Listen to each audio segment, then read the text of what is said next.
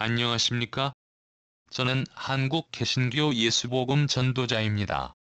한국교회의 회개와 개혁 메시지. 오늘의 제목은 삼위일체나 양태론 거부는 십계명이지만 성령 광림과 예수 재림을 나누면 세대주의적 일실론자가 된다 입니다.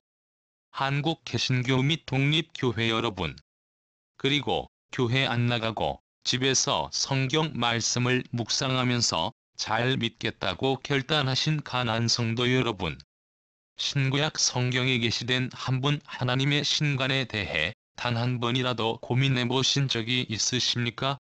저는 전국구 여러 지역 개신교 7개의 교단 교파교회에 등록하고 교회 조직 종교 생활을 신앙이라고 가르치는 목사 그룹과 교회 분위기에 휩쓸려서 두 가지의 신관을 뭐가 뭔지도 모르고 믿었던 사람입니다.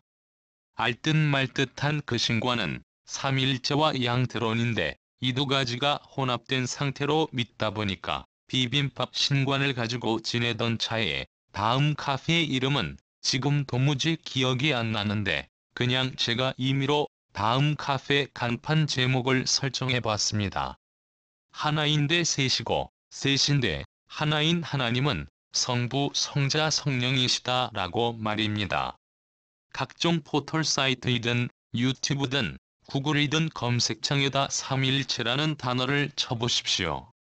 알고리즘으로 쫙 펼쳐진 제목들을 보면 기도 안 찹니다.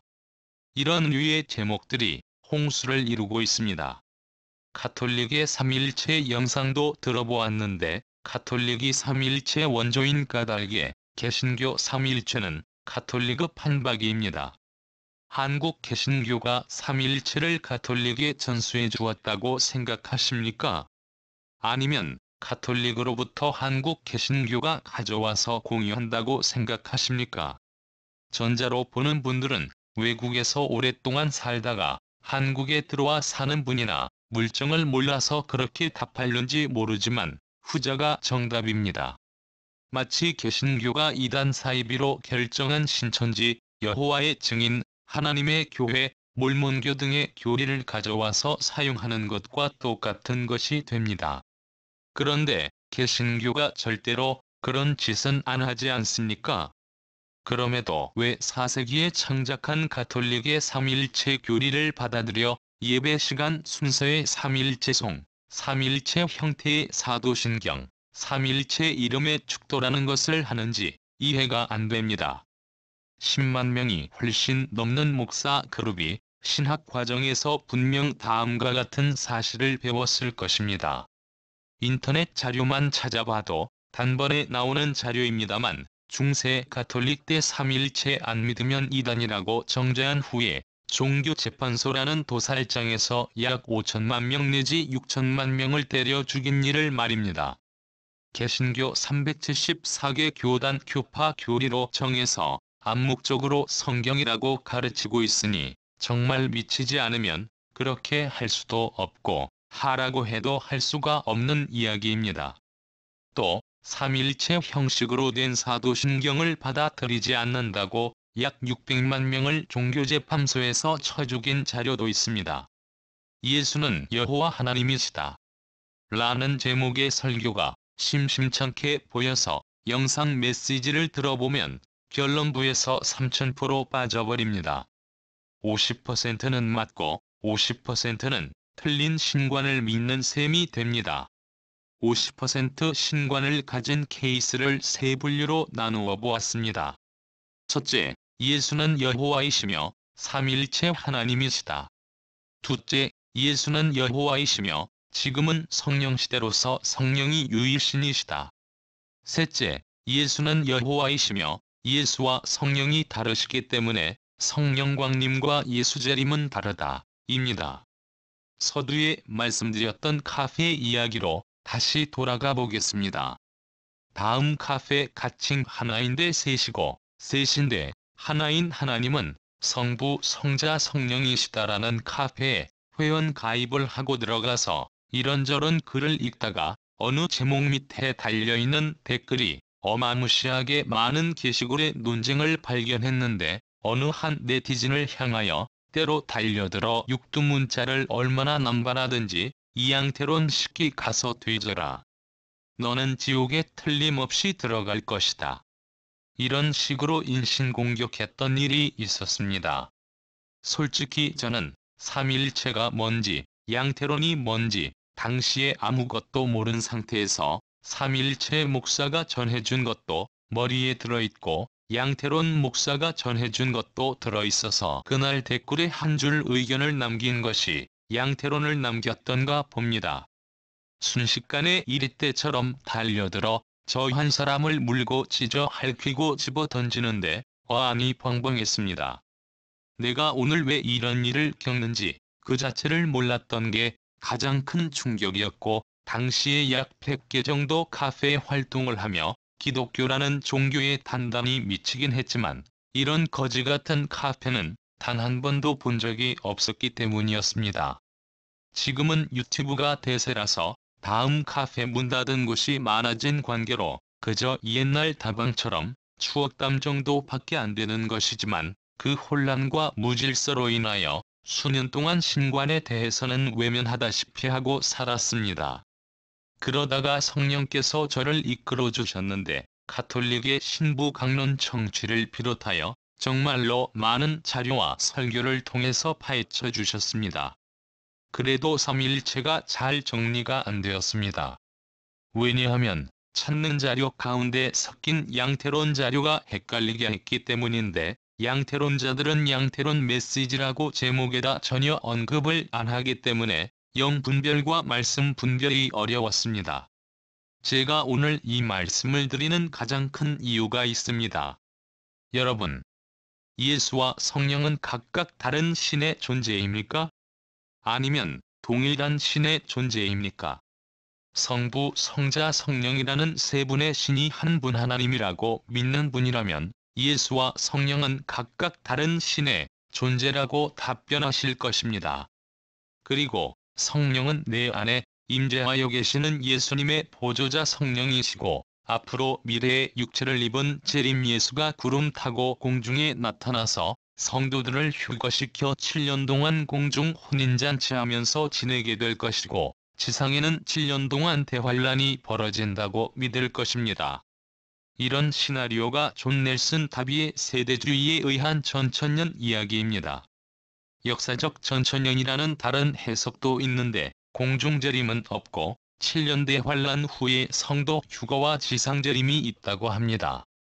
어쨌건 세대주의 교리를 만들어낸 19세기 존 넬슨 다비는 신부였다가 목사로 개종했는데 과연 삼위일체를 깨끗이 벗어버리고 창조주 한 분 예수와 영존하신 아버지 유일신을 믿었겠습니까?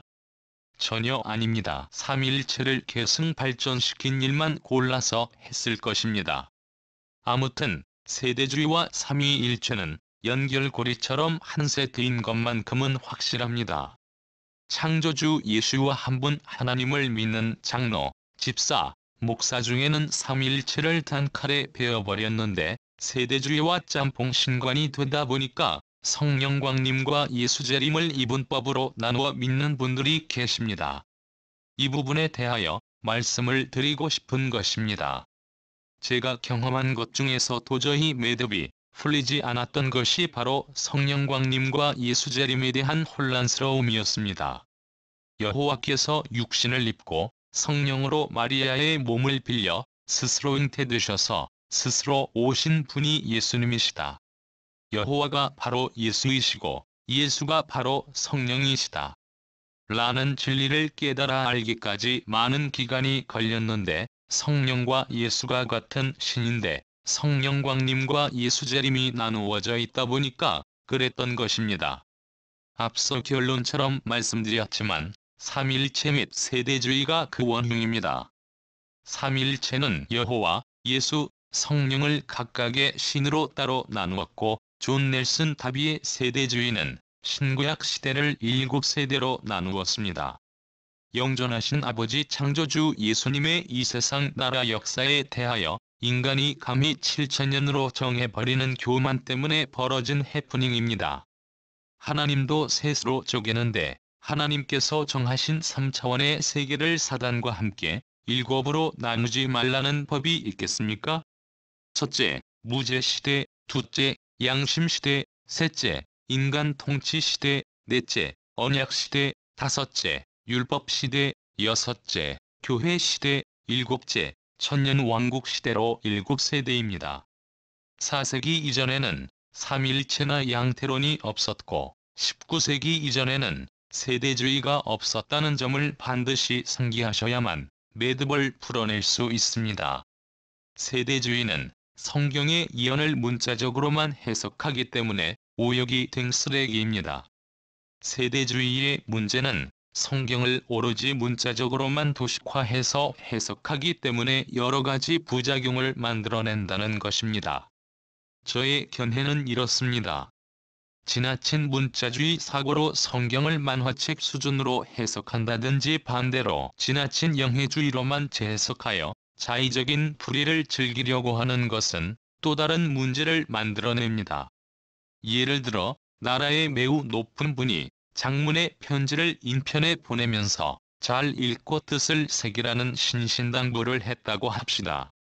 문자주의로만 읽는 사람들은 처음부터 끝까지 몇 번이고 그냥 글자로 읽는 것에만 치중한 나머지 강조한 내용에 대하여는 자세히 생각하지 않고 건성으로 읽는 경우라고 한다면 영해주의로만 읽으려는 사람은 처음부터 끝까지 이 말씀이 무슨 뜻이고 저 말씀은 무슨 뜻인가 라고 하면서 자신이 말씀을 분해하여 모든 편지 글뜻풀이로 재해석한 것을 가지고 높은 분께서 내게 하신 말씀이라고 결정해버린다면 어떻게 바른 메시지가 전달되었다고 할 수 있겠습니까?